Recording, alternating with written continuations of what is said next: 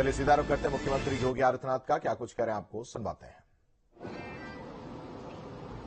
संघ श्रीमती सुमन सिंह जी, श्री राधेश्याम सिंह जी,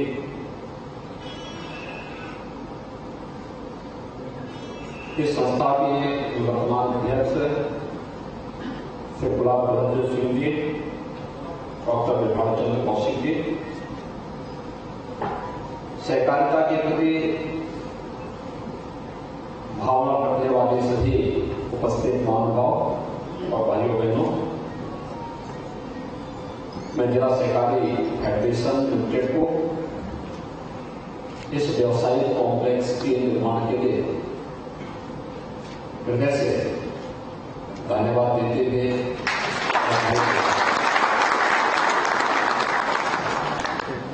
मुझे प्रसन्नता है कि जहां आज से 6 वर्ष पहले अतिक्रमण था,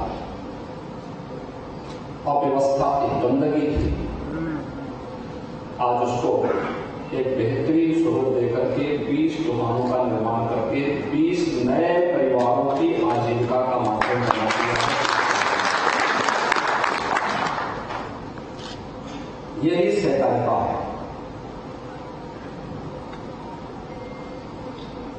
सबके सहयोग से और फिर प्रॉफिट में भी सबको सहभागी बना लेना।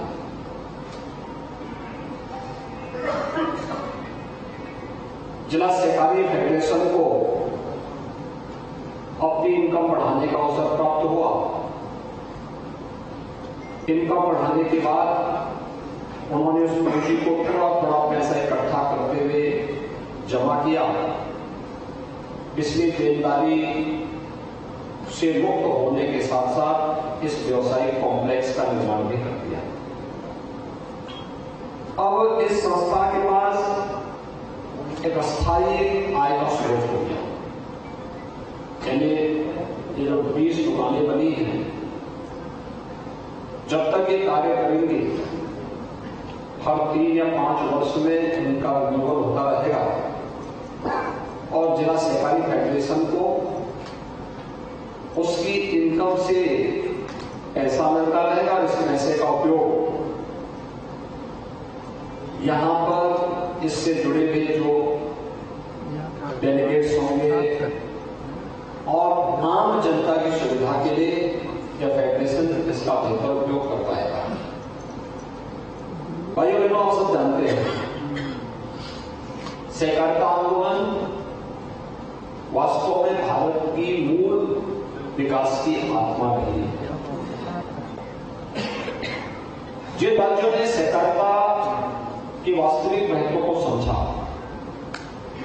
वे राज्य विकास की दौड़ में काफी आगे निकल गए। लेकिन जिन राज्यों ने इसकी उपेक्षा की या गलत लोग इसमें हावी हो गए, वे राज्य विकास की दौड़ में पिछड़ गए। राज्य के पिछड़ने का मतलब हर व्यक्ति की प्रति व्यक्ति आय में कमी है।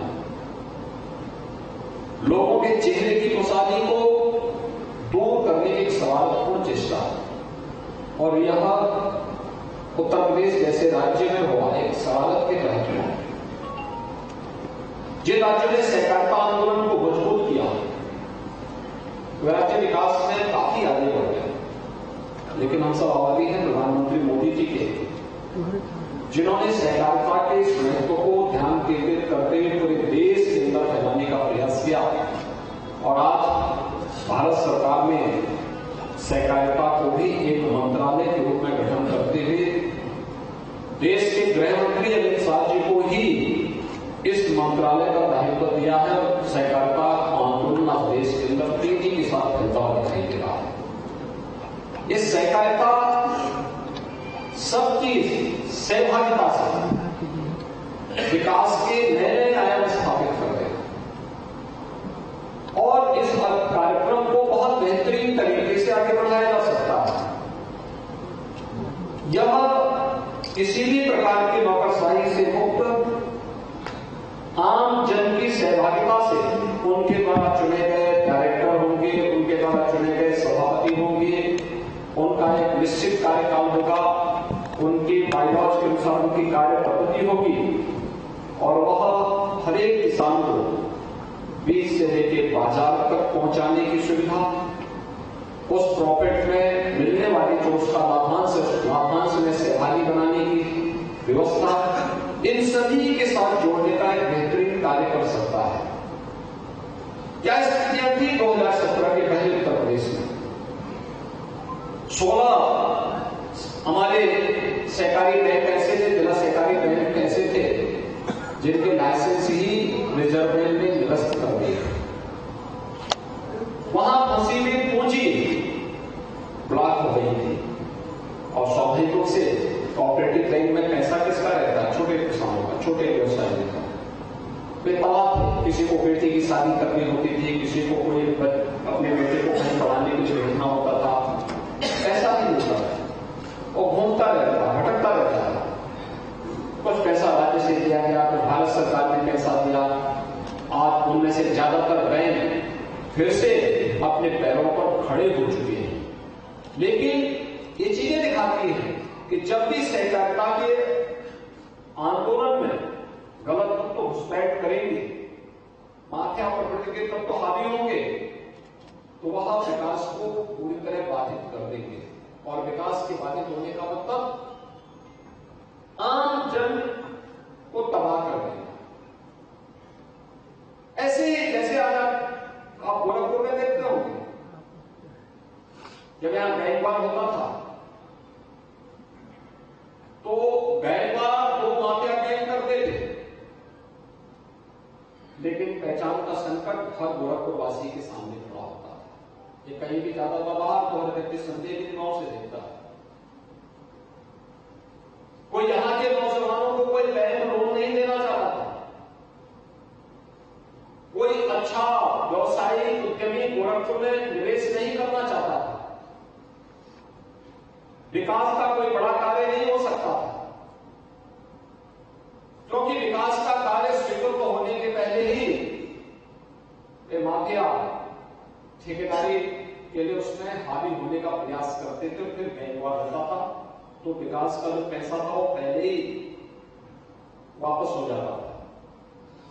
आज आप देख रहे होंगे गोरखपुर के अंदर थोड़ा सा प्रयास हुआ, माफिया गिरोहों पर जैसे शिकंजा कसा गया। प्रदेश भर में आप परिणाम के सामने प्रदेश के बारे में हर व्यक्ति अच्छी धारणा रखता है। आज प्रदेश के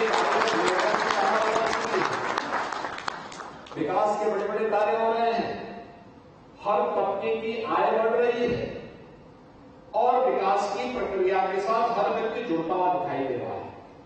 जो बैंक कभी जिनके लाइसेंस निरस्त हो गए थे, वे फिर से खड़े होकर के किसानों की समृद्धि में सहायक बन रहे हैं। और इसी अभियान को हर एक जगह अब तो राज्य सरकार ने भी और केंद्र सरकार ने अनेक उपाय किए हैं। सरकार ने कहा है कि हर एक पैक्स को हम लोग 10 लाख रुपए तक की एक व्यवस्था देंगे, जहां पर वह आसानी से अपनी कार्य पद्धति को आगे बढ़ा सके। यानी ये चीजें दिखाती हैं कि किसान को समय पे बीज मिले, समय पे खाद मिले, समय पे उसको शासन की सुविधाओं का लाभ प्राप्त हो, तो किसान क्यों बदहाल होगा? बीज बोने का समय नवंबर और 15 दिसंबर के बीच में है और बीज अगर उसको 15 दिसंबर के बाद मिल रहा है और उसके बाद अगर वो बो भी देगा तो फसल पर इसका 25 से 30% पैदावार के इसका प्रभाव पड़ेगा। किसान जिसकी आमदनी हम दुगना करना चाहते हैं तो किसान की आमदनी दुगनी नहीं होगी, किसान खुशहाल नहीं होगा, समृद्ध नहीं होगा, तो स्वाभाविक रूप से इसका प्रभाव प्रदेश और देश की समृद्धि पर पड़ेगा। ऐसे ही हर एक क्षेत्र में जरूरतमंद को समय पे कुछ नहीं मिला, वो बदहाल हो गए। लेकिन यहां पे श्री महंत सिंह जी ने और उनकी पूरी टीम ने जिला सहकारी फेडरेशन के पूरे क्षेत्र का एक कायाकल्प करने का प्रयास किया। इसी यहां पर जहां हम लोग जिस सभागार में बैठे हैं, 2017 के पहले बेतरतीब गोदाम था, उपयोग नहीं हो पाया। लेकिन आज एक बेहतरीन केंद्र बन गया है, साफ सुथरा है, लोग यहाँ मांगलिक कार्यक्रम कर सकते हैं, शादी ब्याह के कार्यक्रम कर सकते हैं, कोई भी सार्वजनिक कार्यक्रम यहाँ पे बहुत आसानी से संपन्न हो सकते हैं।